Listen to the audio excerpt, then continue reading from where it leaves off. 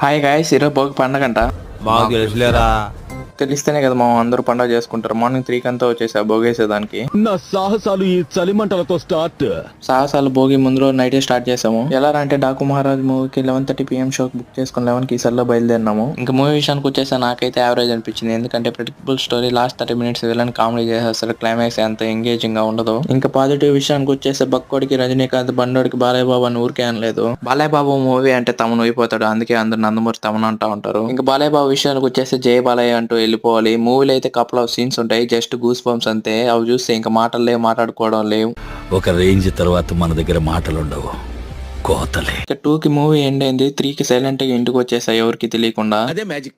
ఇంట్లో నిద్రపోయిన ట్రాక్ చేసా. మా అమ్మ 3:30కి లేపింది భోగేసేదానికి. ఇంకా సైలెంట్ గా నిద్ర లేచి ఇంటి ముందు ఇసుకేసా. ఎందుకంటే ముగ్గేసే చాట బ్లాక్ గా అవ్వకూడదని. ఇలా అయింది నా భోగి. మీ భోగి ఎలాగైందో కింద కామెంట్ చేయండి.